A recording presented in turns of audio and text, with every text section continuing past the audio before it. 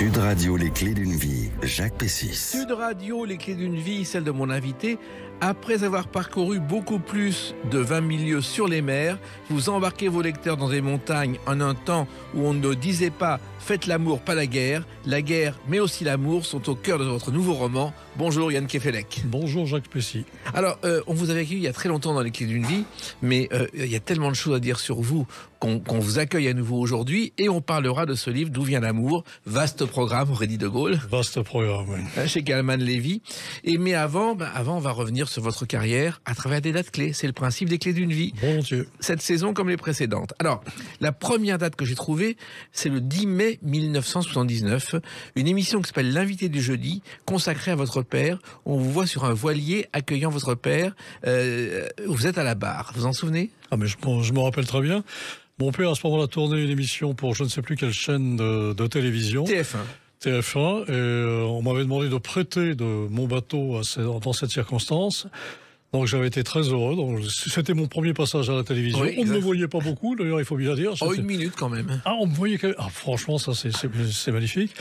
Et ça s'est passé devant l'île de Groix. J'étais à la fois très fier d'avoir pu embarquer mon père sur mon bateau, et puis j'étais toujours extrêmement fier lorsqu'on montrait mon père à la télévision et lorsqu'on rappelait à quel point il était et il est toujours un grand écrivain. Alors, il faut savoir que l'île de Groix, c'est la pêche au thon qui a remplacé la pêche à la sardine, et à ce moment-là, les femmes ont quitté les usines pour s'occuper justement de la pêche au thon.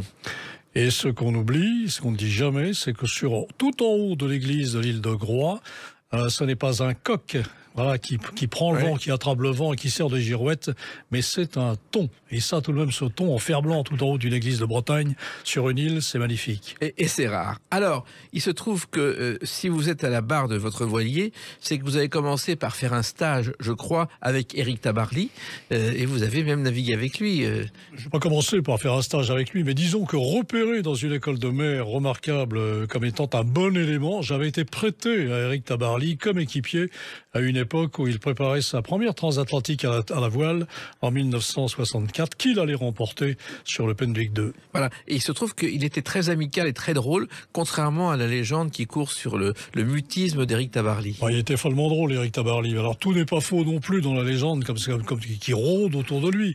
C'est vrai que c'était quelqu'un d'assez silencieux envers les gens dont il craignait les questions, notamment les journalistes, mon cher Jacques Pessis. Il faut s'en méfier toujours. Mais je ne sais pas, mais en tout cas, mais à part ça, dès qu'il se décontractait, notamment sur un bateau, sur un bateau, il était très sérieux aussi. Il prenait ça, c'était un contemplatif de première force, mais arrivé à l'escale, c'était un homme qui chantait et qui buvait sec. D'ailleurs, il y avait toujours une excellente cave à bord de ces bateaux. Alors, il se trouve que lorsqu'on vous voit dans cet invité du jeudi, Yann Kefelec, vous avez les cheveux tout bouclés, et on vous reconnaît à votre voix, et le reporter vous appelle Jean-Marie. Mais Jean-Marie est mon prénom d'état civil à une époque où l'état civil français ne reconnaissait pas les prénoms bretons. Donc Yann s'est dit parallèlement à ce prénom français, mais malheureusement, lorsque mon père s'était présenté avec mon prénom breton, il avait été refusé dans une mairie du 15e arrondissement à Paris. Et il y a aujourd'hui d'autres prénoms qui sont interdits par les tribunaux. Dimon, c'est comme démon, mais aussi Mégane et surtout Babord et Tribord. Oui, enfin, il y a tellement de prénoms totalement bidons qui sont acceptés que franchement, on a eu tort de faire la fine bouche avec la beauté des prénoms bretons. On est bien d'accord, surtout que vous auriez aimé naître en Bretagne et vous êtes né à Paris, hélas. Pas totalement. J'essaye de me débarrasser de cette quadrature du cercle en rappelant tout de même qu'il y a une photo de ma mère enceinte de moi en 1947 prenant la mer à bord d'un bateau qui s'appelait le Groix-Gradelon pour rejoindre Ouessant, même si quelques jours plus tard elle me met au monde le 4 septembre à Paris. Tout de même avant j'étais dans le ventre de ma mère en Bretagne. Et la mer fait partie de vos gènes et il y a quelque chose qui vous a marqué dans votre enfance, ce sont les abers, ces estuaires qui entaillent les côtes. Mais oui, nous sommes originaires des Abers, de l'Aber-Île-Dut notamment. J'hésite à dire aujourd'hui que c'est le plus beau coin du monde ou voire le plus beau coin de Bretagne, parce que je constate que lorsqu'on dit que quelque part c'est beau, tout le monde y va maintenant. Et je crains cette espèce d'invasion de la Bretagne par ceux qui la méprisaient il n'y a pas encore si longtemps. Voilà. Alors le nom Aber, ça vient, je crois, comme Quimper, ça vient de la rencontre d'un estuaire. Il y a Quimper Quimperlé, c'est la même origine que Aber, et également au Pays de Galles, en Écosse et en Colombie-Britannique, il y a cette origine pour Aber. C'est vrai, et il n'y a que 3 abers authentiques en Bretagne, l'Aber-Ildut, l'Aber-Benoît, l'Aber-Vrac, parce que ce sont des estuaires naturels. Il n'y a aucun ouvrage de béton qui ferme l'accès au port. Alors, vous ne le dites pas trop, mais vous allez plusieurs fois vous ressourcer chaque année dans ce lieu, Yann Kefelec. Ah non, je ne le dis à personne. Je me cache pour y aller. Mais là-bas, j'ai une bande de copains, de formidables copains bretons avec lesquels je suis heureux de refaire ce monde qui en a bien besoin. Oui, et vous pêchez le crabe et l'anguille dans les sentiers. Tout à fait, oui, c'est vrai. Je vais retournant le galet à la poursuite du crabe et de l'anguille. Il y en a encore. Et je remets le galet bien en place, ce qui est tout de même une gageure aujourd'hui où l'on détruit tout. Exactement. Alors, cette passion de la mer, c'est votre père, Henri Kefelec, qui vous l'a transmis, parce que votre père a été un écrivain breton, et à l'époque, il n'y avait pas tellement d'écrivains bretons, Yann Kefelec. C'est-à-dire qu'on associe toujours l'écrivain breton à un écrivain régionaliste, alors que mon père, c'est un homme qui parlait grec, latin, qui est normalien, qui a fait ses études avec Pompidou et avec Julien Gracq. Et Léopold Senghor.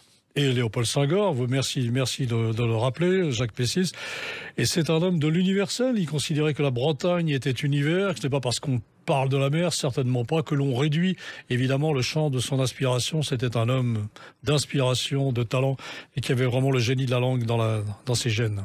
Et il y a un film Dieu a besoin des hommes de Jean Delannoy, qui est en fait l'adaptation d'un roman d'Henri Kefelec, qui s'appelait Un recteur de l'île de Sein. Où l'on voit un bedeau dans une petite île de Bretagne, l'île de Sein, se substituer au prêtre absent, dire la messe, consacrer l'hostie. Scandale qui se poursuit même lorsque le film paraît. Le pape ayant agi auprès du jury du festival du Lion d'Or à Venise pour que le film n'obtienne pas le titre d'or, mais simplement celui d'argent. Voilà, il a eu le prix de l'Office catholique international du cinéma à Venise. Cette année-là, c'est le prix d'argent. Et c'est Pierre Freinet, je crois, qui était à la tête d'affiche de ce film. C'est Pierre Freinet, c'était Jean Gabin qui avait été pressenti pour le jouer à un moment où Jean Gabin n'était pas libre. Mais Pierre Freinet est remarquable dans cette interprétation. Alors, la Bretagne, à cette époque, on en parle surtout à Paris à cause des crêperies.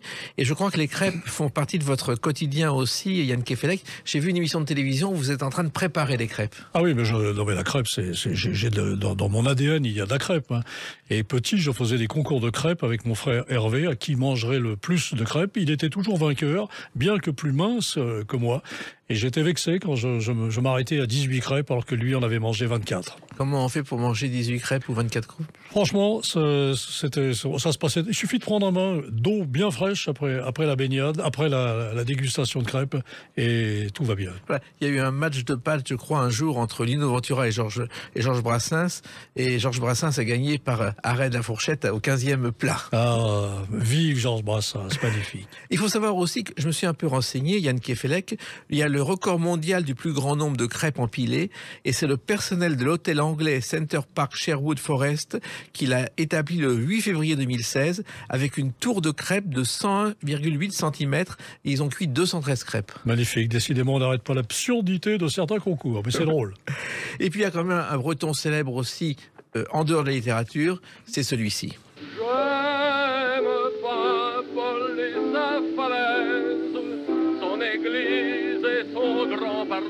Théodore Botrel, la Paimpolaise, qui est devenu un hymne national. Qui met des falaises à Paimpol là où il n'y en a pas, mais en tout cas des belles Paimpolaises, oui, elles existent, ça oui. Je peux témoigner. Voilà, il dit qu'il n'y a pas de falaise à Paimpol, il n'a jamais mis les pieds à Paimpol, sauf une fois. Voilà. Alors, le paradoxe avec votre père, c'est l'affection que vous lui portez, mais je dirais la distance qu'il a toujours gardée avec vous et que vous avez raconté dans un livre, L'homme de ma vie, Yann Kefelec. C'est vrai.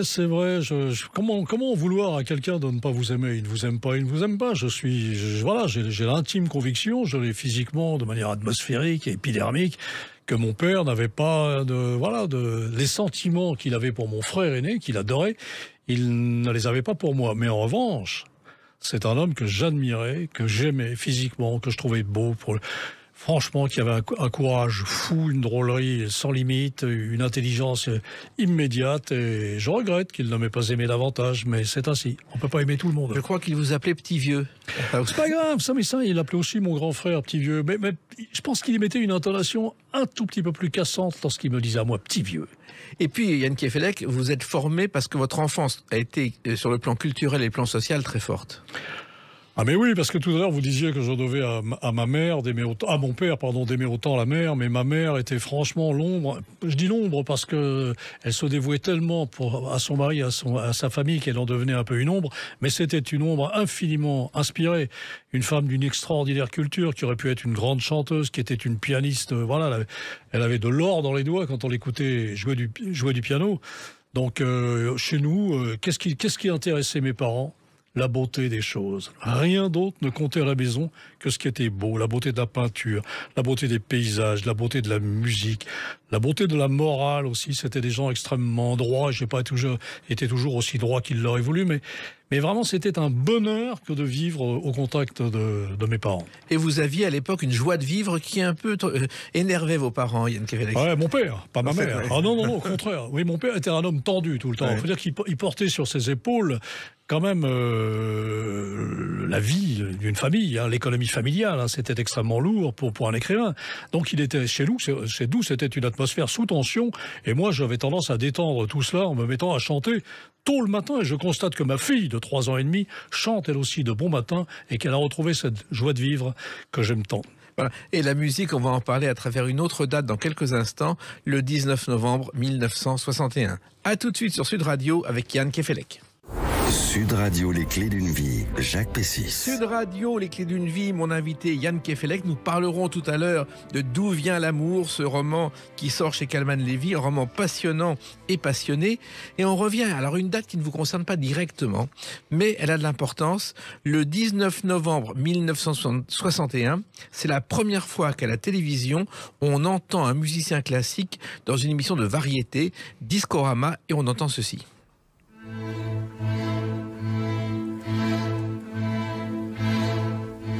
Les danses roumaines de Béla Bartók, dans Discorama, entre Frankie Jordan et Sylvie Vartan, qui chantent Panne d'essence, et Johnny Hallyday. C'est quand même extraordinaire. Ça, alors, franchement, je trouve ça extraordinaire de penser que Sylvie Vartan, c'est moins étonnant, puisqu'elle a des origines hongroises, me semble-t-il, tout simplement, non ?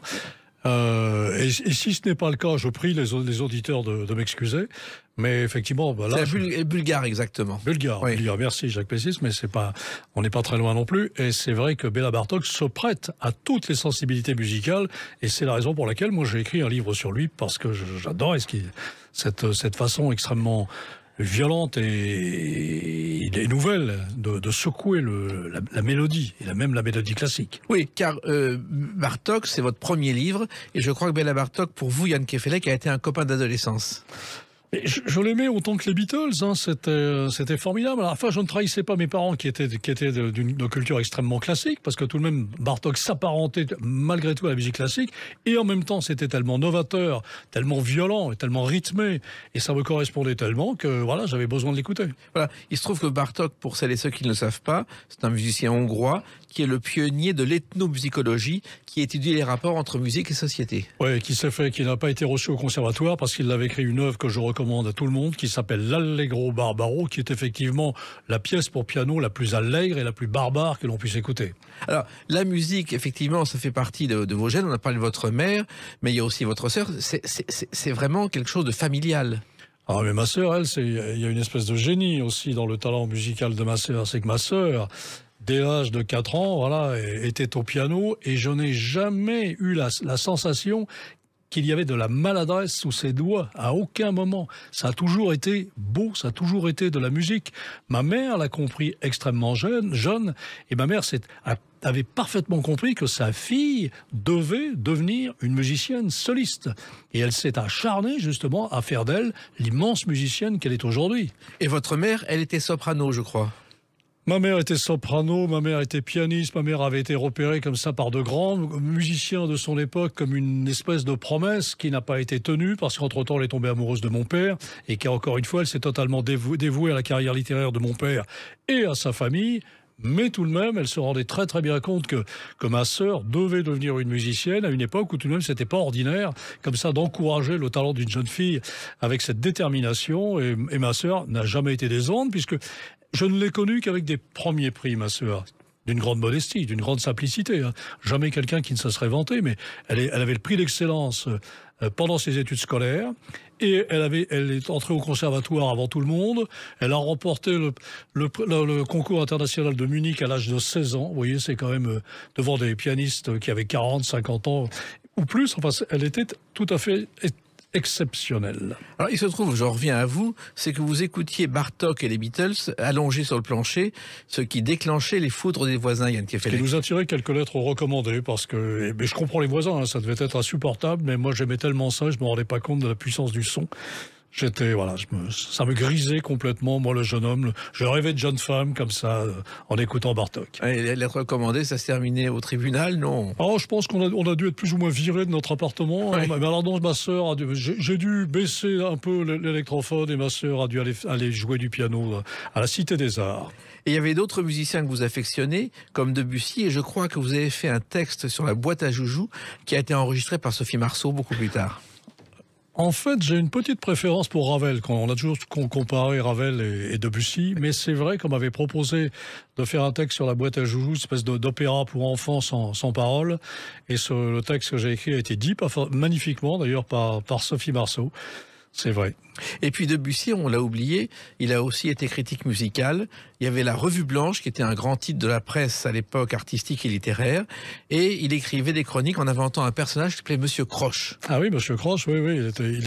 C'était un admirable prosateur, Debussy. C'était Monsieur Claude de France aussi. Debussy, il avait comme ça plusieurs pseudonyme, un musicien complètement génial à côté de Ravel. Alors, savoir si l'on préfère Chopin ou si l'on préfère Liszt, si l'on préfère Debussy ou si l'on préfère Ravel, ça c'est à chacun d'éprouver ce qu'il éprouve. Alors, les fausses notes de votre enfance, Yann Kefelec, c'est le côté casse-cou, c'est le côté 400 coups aussi. Vous avez fait quelques petites bêtises et votre mère vous a toujours défendu. Oui, mais moi, c'était le seul moyen que j'avais trouvé pour attirer l'attention de mon père. C'était d'être... Comme il ne s'intéressait pas à moi, je faisais en sorte qu'il s'intéresse à moi de manière négative. J'en foutais pas une rame en classe, j'étais chahuteur, je ne respectais pas les horaires. Oui, c'était pas bien méchant. Hein, je fuguais éventuellement pendant 2 ou 3 jours lorsqu'un flirt s'y prêtait. Enfin, c'était... donc ça dérangeait mon père dans l'idée qui est extrêmement ordonnée qu'il avait de l'existence quotidienne et bien entendu de la vie de ses enfants. Et il y a quelque chose auquel vous ne dérogez pas à cette époque, c'est l'écriture. Car déjà, vous écrivez des poèmes et votre mère, comme elle croit en votre sœur, croit en vous, Yann Kefelec. Ah mais totalement. Ma mère, ah oui, sans ma mère, peut-être que je ne serais pas en face de vous aujourd'hui. Mon père, lui, ne voulait pas que j'écrive. Il ne voulait pas de gestes artistiques de ma part. Donc il était capable de déchirer. J'étais bon en dessin, notamment en caricature. J'ai été viré du lycée Buffon parce que je dépeignais mes professeurs nus dans leur baignoire ou habillés en ecclésiastique. Et là, mon père était outré par ce genre de représentation. Mais ma mère m'encourageait à écrire, à dessiner. Et même, elle s'était fâchée. C'est la première fois que je l'ai vue fâchée avec mon père parce qu'il avait encore une fois déchiré ce que j'écrivais sous ses yeux, devant moi. Oui, en vous traitant de jeune prétentieux qui se prend pour Paul Valéry. Complètement. Alors, se prendre pour Paul Valéry à l'âge de 12 ans, ça suppose déjà de l'avoir lu. Et être capable de l'imiter, c'est quand même pas mal. Et en plus, c'était faux. Et un jour, en pleine promenade, vous avez lu du Baudelaire, sous Spleen, je crois. Oui, mais alors ça, je devais ça aussi à mon père. Mon père apprenait par cœur tous les poèmes qu'il trouvait beaux. Donc moi, et j'avais une excellente mémoire que par bonheur, je n'ai toujours pas perdu. Et j'avais tendance à apprendre par cœur tout ce que je trouvais beau. Je trouvais l'intégralité des Fleurs du Mal mémorable. Donc je connaissais toutes les Fleurs du Mal par cœur. Et vous aimiez aussi tout ce qui était linguistique. Oui, je constate que mes enfants aussi sont extrêmement sensibles à la beauté de cette langue française, à la force des mots, à la drôlerie des mots, à la puissance des mots, au mystère des mots, et l'enregistre extrêmement volontiers, ce que je faisais, moi tout jeune aussi. Je trouvais ça magnifique, ce pouvoir que nous avions comme ça d'échanger avec des mots aussi puissants que ceux de la langue française. Et vous trouviez magnifique aussi le monde, vous craigniez à l'époque qu'il disparaisse, alors vous allez le parcourir en mer pendant des mois. Ça, c'est après la disparition de ma mère que j'ai vraiment pris la décision de partir autour du monde. J'avais ça, je caressais ça comme un rêve, mais lorsque ma mère est partie, il m'a semblé que d'ailleurs le monde s'arrêtait net. Et d'ailleurs, Et d'ailleurs, il sait tout de même arrêter net la disparition d'une mère dans la vie d'un jeune enfant qui est extrêmement attaché à sa mère. C'est une sorte de fin du monde. Et je ne me suis toujours pas remis de cette fin du monde, même si j'ai retrouvé ma joie de vivre. Oui, mais vous aviez 11-12 ans, c'était... Non, j'avais 18 ans. Ah oui, quand même. J'avais 18 ans, mais j'étais d'un âge mental un petit peu... J'étais pas très précoce, ni mon frère, mon jeune frère d'ailleurs. Je sais pas pourquoi, on était restés dans l'idée que nous étions de très jeunes enfants, alors que nous avions déjà... nous étions presque adultes. Oui, mais vous êtes déjà resté un jeune enfant jusqu'à aujourd'hui. Tout à fait. J'ai l'intention de le rester. Une enfance pour la vie. Et puis, au retour d'une croisière, je crois, en Irlande, il y a quelque chose qui a changé et vous arrivez dans ce lieu.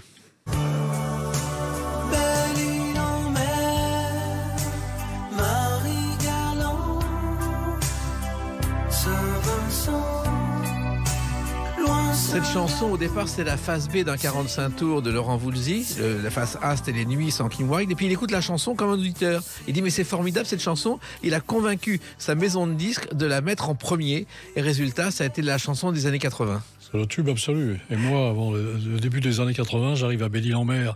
J'arrivais pas d'Irlande, j'arrivais d'Espagne, chassé par une tempête. J'étais en route pour l'île de Sao Tomé, donc au sud de l'Afrique. J'emmenais un milliardaire. À une époque où je croyais que j'allais pouvoir gagner ma vie en faisant le tour du monde et en transportant comme ça des gens riches à bord de mon bateau. Et une tempête nous ramène à Belle-Île-en-Mer de manière un peu piteuse, parce que j'étais parti de l'île de Groix. Et là, sur le quai, à minuit, avec une pluie battante et des vagues qui enjambent le mot, j'entends cette voix. « Toi, chérie, tu as une gueule d'écrivain ». C'est Françoise Verny, qui sera mon premier éditeur aux éditions Gallimard, et je la salue là où elle se trouve aujourd'hui. Vous ne pensiez pas écrire et devenir un romancier célèbre à l'époque? Romancier célèbre, quelqu'un qui commence à écrire des romans ne veut qu'une chose, c'est devenir le plus grand écrivain du monde, le plus connu. Donc je pensais forcément à ça, et de toute manière j'y avais toujours pensé avant, parce que j'ai toujours voulu écrire. Voilà, et ben ça s'est produit, et on va continuer à en parler à travers une autre date, le 9 juillet 2007. A tout de suite sur Sud Radio avec Yann Kefelec. Sud Radio, les clés d'une vie, Jacques Pessis. Sud Radio, les clés d'une vie, mon invité Yann Kefelec. Nous parlerons tout à l'heure de D'où vient l'amour, vaste question, chez Calman Levy, votre nouveau roman. Et on revient à une date, le 9 juillet 2007. Vous devenez un chroniqueur de cette émission. Pourquoi les manchots n'ont-ils pas froid aux pieds? C'est une émission de l'été présentée par Stéphane Bern. Il faut répondre à des questions insolites comme celle-ci, effectivement. Pourquoi les manchots n'ont pas froid aux pieds? Parce qu'ils n'ont pas de palmyre, c'est tout. Et que ça fonctionne très bien. Et vous vous retrouvez chroniqueur dans cette émission.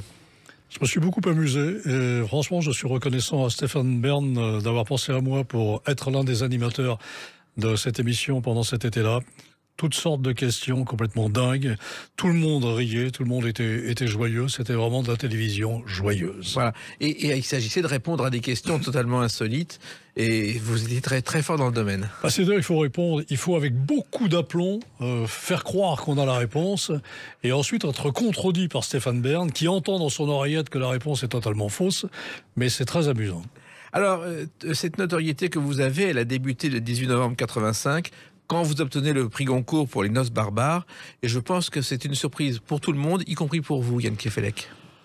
Pour moi, je suis totalement médusé parce que quelques jours avant, je suis au bout du monde, j'accompagne ma femme pianiste du côté de Los Angeles et je ne veux même pas entendre parler de ce prix Goncourt. Lorsque mon éditeur me téléphone pour me disant « Rentre à Paris, tu risques d'avoir... » Françoise Verny m'appelle pour me dire « Rentre à Paris, tu es susceptible d'avoir le prix Goncourt », j'envoie balader tout le monde. Moi, je suis très très bien avec mes Américains, avec ma femme. Le soir, j'écris mon livre d'après dans les coulisses. Je suis comme un pacha jusqu'au jour où Claude Gallimard lui-même s'énerve et fait savoir à Françoise Verny que je dois rentrer illico presto. Et je suis ramené presque manu militari dans le territoire français où j'obtiens finalement le prix Goncourt, effectivement. Et vous l'avez appris comment? Par la radio? Je l'ai appris, j'étais chez mon éditeur Antoine Gallimard qui lui le matin me dit, j'étais pas content d'être parti des États-Unis. Oui, exactement. Il me dit, finalement tu l'as pas. Tu l'as pas, mais viens voir les résultats à la maison. Voilà, en famille, on va sur une espèce de bon pique-nique en regardant les résultats. Je trouvais ça un peu cruel. Et alors, pendant le déjeuner, son père lui téléphone, ce que j'ignore. Et Antoine revient, sa femme lui dit, alors pourquoi ton père t'a appelé? Il dit, pour me donner le résultat du Goncourt. Qui a eu le prix Goncourt? Il tournicote sa fourchette dans son assiette pleine d'une excellente sauce pour le veau. et avec sa fourchette dégoulinante de crème de veau, là, il me désigne, moi. Et sans dire un mot. Alors, moi, je n'en reviens pas, sa femme non plus, jusqu'au moment où il est bien obligé de m'apprendre que c'est moi le lauréat du prix Goncourt. Alors que théoriquement, vous n'aviez aucune chance. Je n'avais aucune chance. Non, ça a été un miracle. Alors, un miracle et un rêve, parce que vous avez vécu et vous l'avez ressenti avec le recul, des mois de rêve absolu, Yann Kefelec. Mais je suis pas sorti de ce rêve. D'ailleurs, tant mieux. Il faut pas s'identifier à son prix Goncourt. Ça, c'est là où on commence à se prendre au sérieux et à devenir ce que l'on veut être lorsqu'on est tout jeune, c'est-à-dire le plus grand écrivain du monde. Moi, j'ai vu beaucoup de certains confrères écrivains obtenir le prix Goncourt et être totalement imbuvables et métamorphosés après. Et là, tout de même, moi, j'ai la chance j'ai eu quelques bons amis après qui m'ont dit « ça ne t'a pas changé une seconde ». D'ailleurs, peut-être que ça aurait dû me changer un peu plus, mais c'est parce que je l'ai vécu, mais alors, comme si on m'offrait une pâtisserie où tous les gâteaux étaient gratuits. Il y a eu un seul coup de fil qui vous a fait de la peine, c'est votre père qui n'était pas vraiment content. Ah non, mon père a réagi non pas comme un père, mais comme une espèce de confrère jaloux. J'ignorais que mon père puisse incarner un rival. Et malheureusement, par ce coup de fil, j'en ai eu la preuve. Il a été particulièrement dur, mauvais, avec une voix qui n'était pas belle. Mais c'est du passé. Exactement. Et il y a eu un autre exemple dans ce cas, dans la chanson. Quand France Gall reçoit le prix de l'Eurovision en 65, on la voit revenir en larmes pour recevoir son prix. En fait, elle a reçu un coup de fil de son fiancé secret, Claude François, furieux. Quel est le prix? Non, voilà. Mais ça, voilà, c'est assez étonnant. C'est terrible. Alors, le rêve s'est poursuivi pendant plusieurs mois. Vous avez vendu, je crois, 2 millions d'exemplaires du livre. Ça a été un énorme concours. Non seulement c'est le miracle de l'avoir obtenu, en plus c'est un concours qui a eu une carrière absolument insensée. Et c'était formidable d'ailleurs à cette époque-là, parce que moi je pouvais me balader sans passeport. Je suis allé aux États-Unis sans passeport. C'est absolument incroyable. Alors si tout de même je me faisais arrêter à l'arrivée et on m'emmenait dans un petit local au milieu des flics, mais le consul de France venait dire, mais laissez-le partir. Voyons, c'est Yann Kefelec.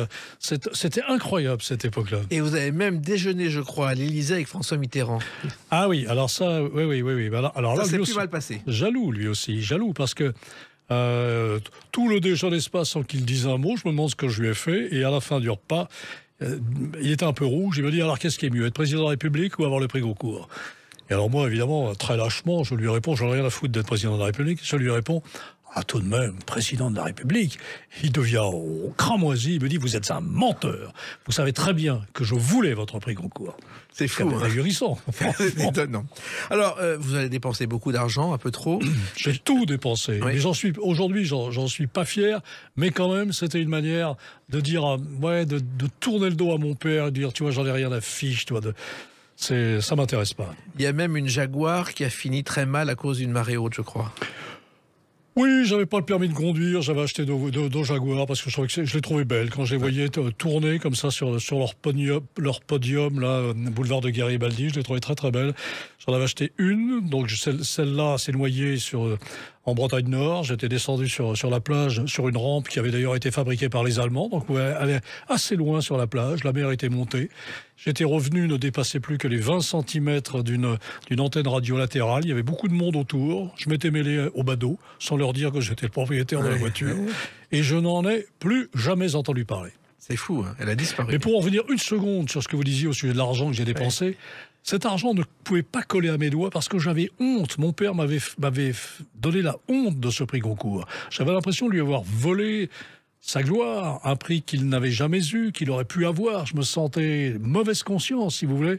J'ai l'impression d'avoir usurpé comme ça une récompense qui lui était due, et donc je me méfiais de cet argent. Oui, et en plus, vous aviez une cour de pique-assiettes qui en profitait, comme pour les chanteurs de C'est prodigieux, c'est inimaginable. Vous commencez à déjeuner à 3, et effectivement, et franchement, je n'exagère pas, brusquement, vous avez une tablée de 30 personnes, ils sont tous plus sympathiques les uns que les autres, et vous vous dites que l'humanité est magnifique, que vous n'avez que des amis sur la Terre. Ce sont tout simplement des gens qui viennent déjeuner à vos frais et qui disparaissent de la table lorsque l'addition fait mine de s'en approcher. Voilà. Et Johnny avait trouvé un truc parce qu'il avait lui aussi beaucoup de pique-assiettes à sa table. Il invitait des gens dans un grand restaurant. Il disait on va dîner là, donc tout le monde le suivait.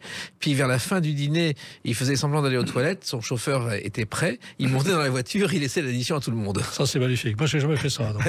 Non, mais je trouve ça magnifique. Les gens revenaient plus après. Bon. Alors vous avez aussi écrit pendant ces mois de Goncourt, et quand vous avez relu le livre, ça a été la consternation, Yann Kefelec. Ah non, ah oui, pardon. Non, pas le prix Goncourt, celui d'après. Ah ben parce que je m'étais dit, petit malin, je ne me ferai pas avoir par ce prix Goncourt, ni par la gloire, ni par l'argent, ni par rien du tout, ni par les médias. Donc je vais écrire de manière quotidienne aux heures qui sont les miennes, c'est-à-dire des heures très matinales. Ce que j'ai fait. Et malgré tout, au bout de 6 mois, j'ai relu ce que j'avais écrit pendant 6 mois, c'est-à-dire j'avais bien, je devais avoir un manuscrit de 250 pages, au moins, au bas mot. J'ai été interloqué et par l'écriture, par le style et par l'histoire elle-même. Si je ne m'abuse, il s'agissait d'un matador. Donc j'étais au milieu des taureaux et dans les arènes, qui voulait devenir chef d'orchestre. Je n'ai jamais compris comment j'avais pu imaginer une histoire pareille, aussi dingue, et qui me ressemblait aussi peu. Et il est resté dans un tiroir, ce manuscrit. À mon avis, le tiroir a brûlé, le manuscrit aussi. Bon, vous avez fait une trentaine de romans, mais il y a surtout, vous avez innové, je crois, avec le premier roman interactif sur Internet. Yann Kefelec, ça a été un événement. Oui, j'étais assez méfiant, si vous voulez, de toutes ces nouvelles technologies. C'était le début des liseuses, c'était l'Internet qui semblait vouloir se substituer au livre papier. Et pour bien comprendre ce qui se passait, j'avais accepté effectivement de faire un ouvrage collectif qui se déroulait par Internet. Et mieux vaut ne pas insister quand même, Jacques, parce que le résultat n'est pas à la hauteur de nos espérances. C'est interpanet, quoi. Il n'est pas si net que ça, non. Mais vous avez aussi écrit des chansons, et ça on le sait peu, comme celle-ci.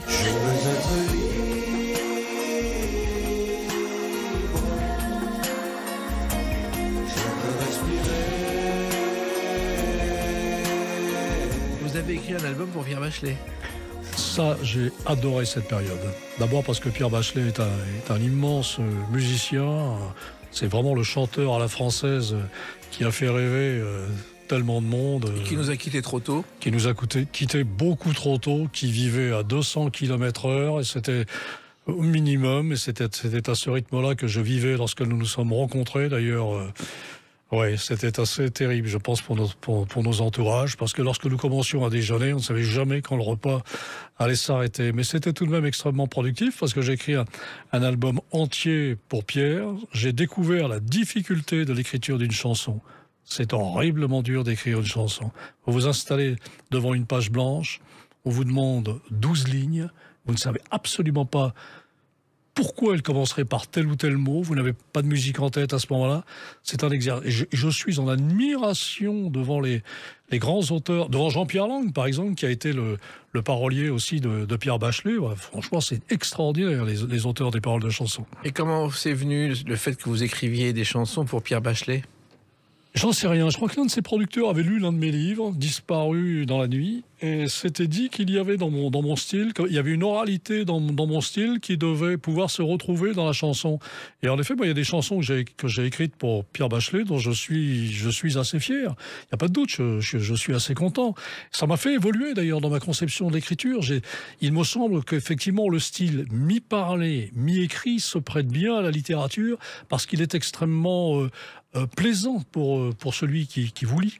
Et puis, vous avez un point commun avec Pierre Bachelet. Un jour, parce qu'il réalisait des reportages sur le Penduic 6 d'Éric Tabarly pendant la course autour du monde, ça lui a donné l'amour de la mer que vous partagez.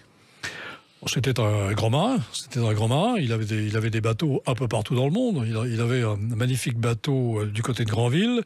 Il en avait un autre en Méditerranée, en Corse. Et là, d'ailleurs, j'ai pu faire une sortie en mer avec lui et avec Florence Artaud à une époque où je ne le connaissais pas encore pour les chansons. J'étais avec une petite copine de l'époque sur mon bateau qu'il avait confondu avec le coiffeur Franck Provost. Et elle me dit, va donc demander à ce monsieur sur le quai de venir boire un verre avec nous. C'est un grand coiffeur, c'est lui l'inventeur du brushing, je ne sais plus quoi, dégradé, ou je ne sais plus.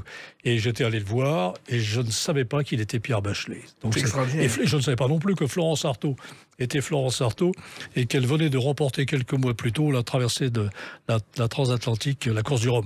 Et d'ailleurs, Florence Artaud, vous avez demandé d'être son biographe.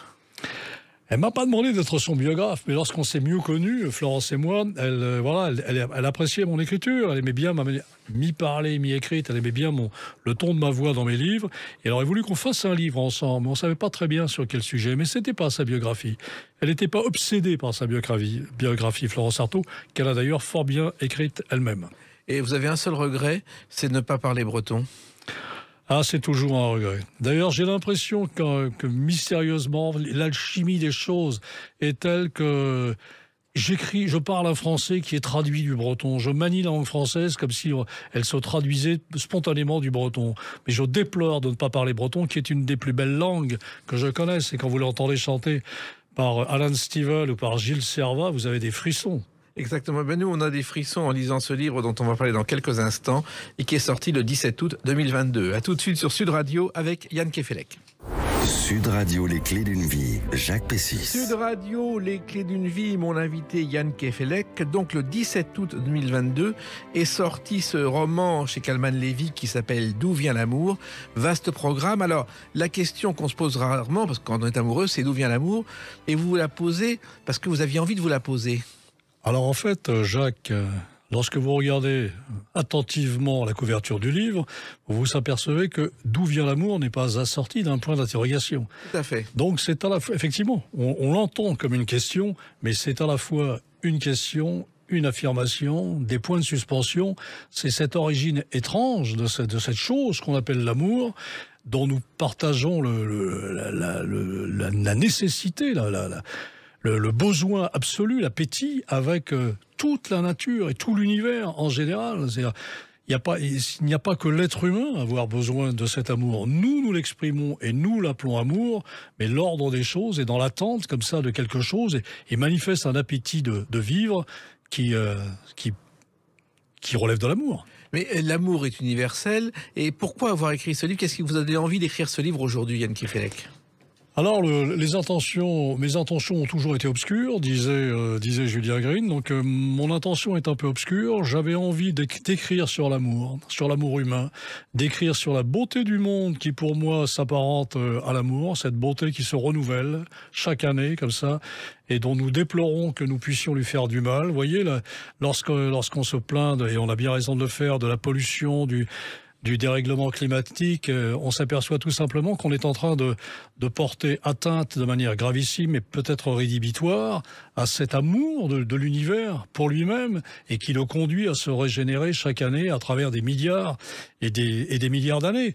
Donc il y a à la fois la célébration de cet univers magnifique où nous avons la chance d'être à la fois l'homme et la nature, parce que nous faisons partie nous aussi, nous sommes la nature, avec quelque chose qui nous en différencie, c'est ce pouvoir que nous avons de penser la nature. Nous sommes les seuls à savoir le faire.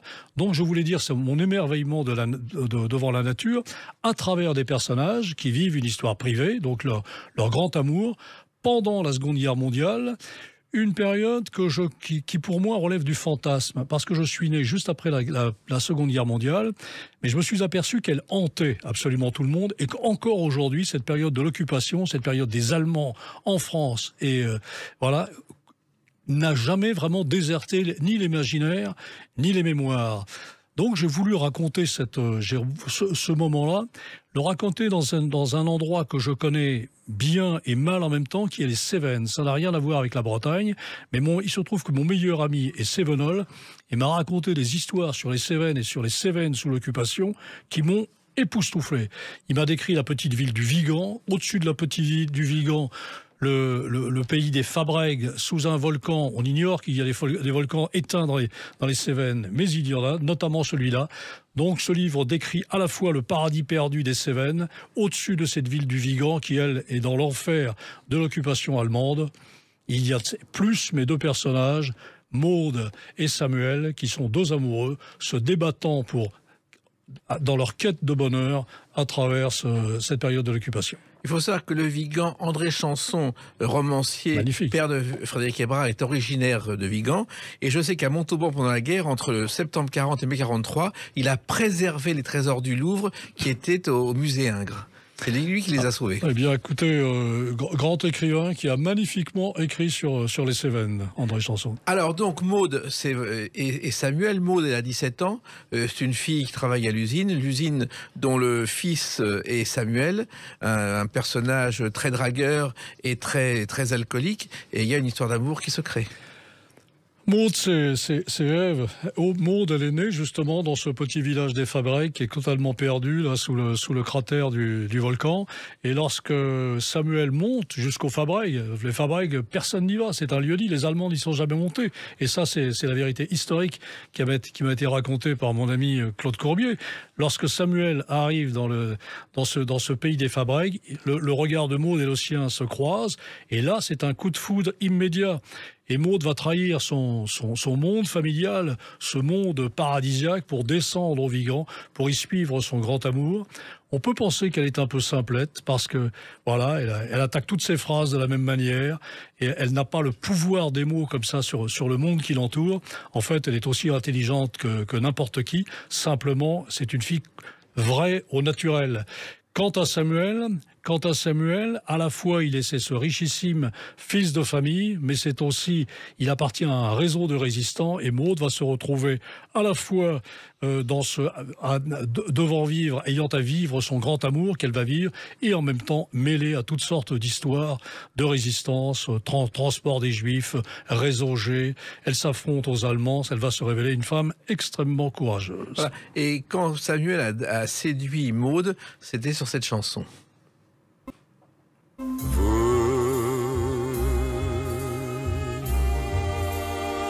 qui passez sans me voir.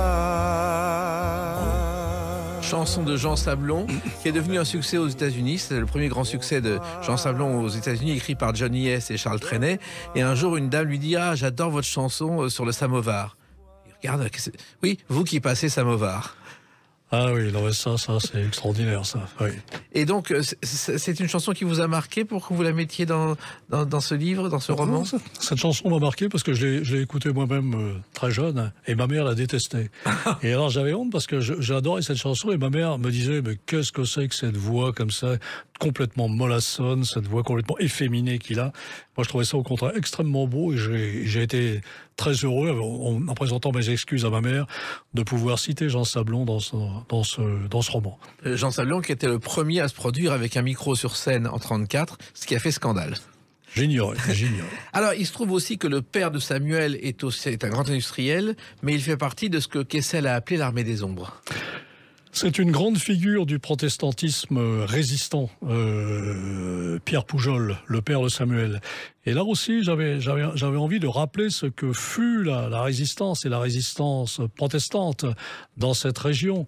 Et de m'inscrire un peu en faux contre ce que les Américains ont pu dire sur la résistance française. Elle a été particulièrement discrète du côté des protestants qui ont toujours refusé le titre de juste qu'on a voulu leur donner après la guerre.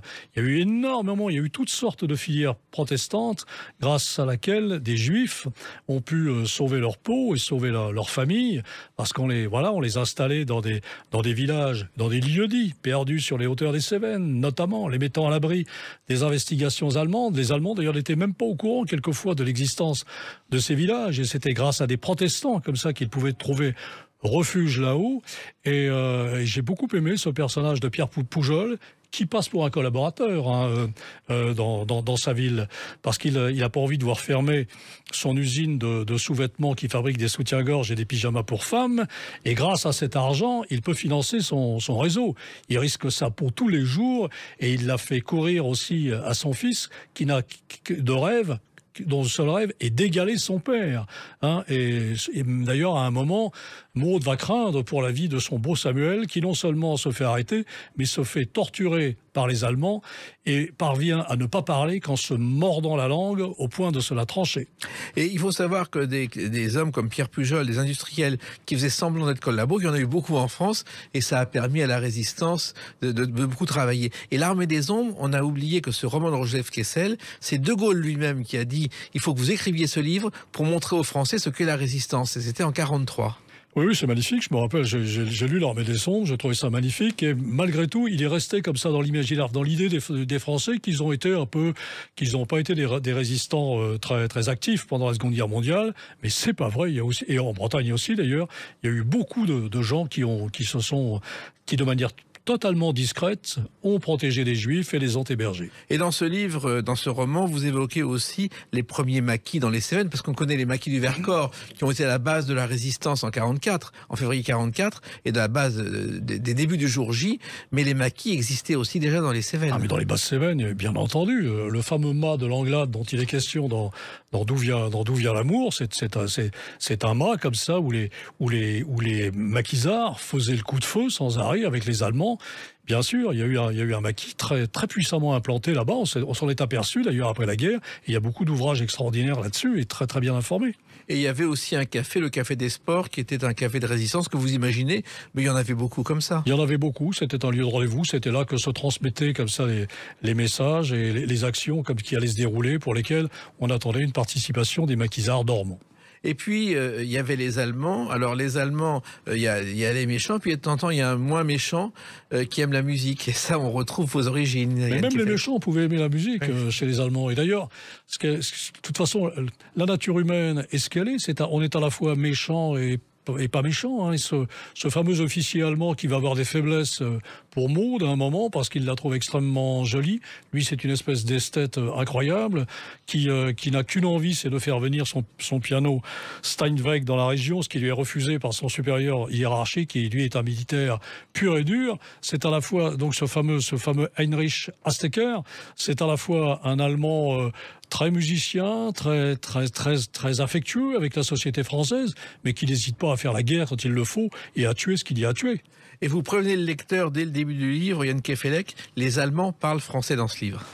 Oui, parce que s'il avait fallu recourir sans cesse, si vous voulez, à des traductions, à des notes en bas de page, à des italiques, je trouve ça extrêmement perturbant, ça dérange le fil de la lecture. Et puis, après tout, on a vu tellement de films où les Allemands parlaient français, même avec un accent un peu allemand, et qui étaient d'excellents films que, voilà, ce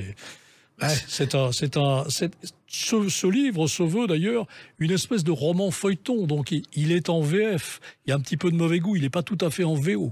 Voilà. Mais il faut se souvenir de Francis Blanche dans Babette s'en va en guerre, Papa Schutz, très célèbre. En fait, il faisait, en plan de parler allemand, il parlait yiddish.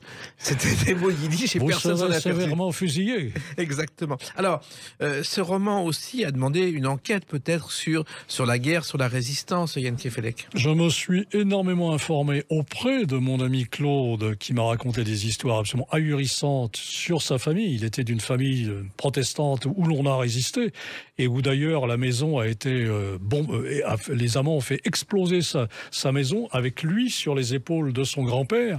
Et son grand-père, qui était un homme extrêmement solide sur ses jambes et très impressionnant physiquement, il a senti fléchir cet homme sous son poids lorsqu'il a vu exploser sa maison avec la traction familiale qui a été projetée en l'air. Mais c'est une véritable scène de film et c'est une histoire authentique. Donc à la fois il y a cette vision familiale des choses et en même temps, comme je ne voulais pas dire de bêtises, il n'y a pas intérêt à dire des bêtises avec cette période-là, je me suis beaucoup informé, oui. Voilà. Et vous évoquez aussi Michel Morgan, qui était une star à l'époque et dont Maud voyait la photo dans un journal qui s'appelait Fillette, qui était l'ancêtre de la semaine de Suzette. Elle avait vu Michel Morgan et le paquebot Normandie, Michel Morgan embarquant sur le paquebot Normandie. Et pour elle, donc, petite fille comme ça d'un village perdu, c'était le bonheur absolu. Donc elle méprisait ses parents, elle méprisait le paradis où elle évoluait. Elle changera d'avis par la suite. Mais c'est la raison pour laquelle elle descend au Vigan avec Samuel Poujol, parce qu'elle a l'impression d'aller à New York et que là-bas, elle va embarquer sur le Normandie. Et il y a une chose étonnante aussi, c'est que l'histoire se poursuit jusqu'à aujourd'hui, Yann Kefelec, parce que vous considérez que la guerre a laissé des traumatismes dans les générations suivantes. Et d'ailleurs, je pense que on parle de la guerre aujourd'hui. On s'aperçoit que la guerre la paix est un état de grâce parfaitement éphémère. Qu'en fait, il y a une espèce de guerre souterraine qui se poursuit constamment, qui relance les souvenirs, qui recommence toujours de la même manière. On a l'impression qu'elle ne va pas commencer, qu'elle ne peut pas commencer, ni recommencer, que personne n'en veut, qu'aucun pays n'est prêt à la faire. Et pourtant, tout doucement, à pas de loup, elle arrive jusqu'à nous et elle se fait. C'est un roman difficile à écrire parce que vous plongez dans cet univers pendant des mois, on n'en ressort pas intact. Non, d'ailleurs, je suis lessivé après l'avoir écrit. Mais alors, je voulais aussi que ce soit un livre, pas simplement c'est pas un livre noir du tout. Non. Je voulais que ce soit un livre poignant, c'est-à-dire que je voulais que ce soit la célébration du sentiment humain qui, lui, survole, surnage au-dessus de tout. C'est magnifique, l'amour, que deux êtres en temps de guerre aient à cœur de sauver leur amour et d'être heureux, coûte que coûte. C'est une quête du bonheur, et peut-être vont-ils y arriver, parce qu'on a, même à la fin du livre, on ne sait pas ce qu'ils vont devenir. Ça, c'est ce qui est beau dans l'être humain, c'est qu'il croit à l'amour en toutes circonstances. Et nous croyons au succès de ce livre qui s'appelle D'où vient l'amour, sans point d'interrogation, chez Kalman Levy. Merci de l'avoir écrit et merci d'avoir répondu, comme d'habitude, avec une précision totale, Yann Kefelec. Merci Jacques Pessis. À bientôt. Les Clés d'une vie, c'est terminé pour aujourd'hui. On se retrouve bientôt. Restez fidèles à l'écoute de Sud Radio.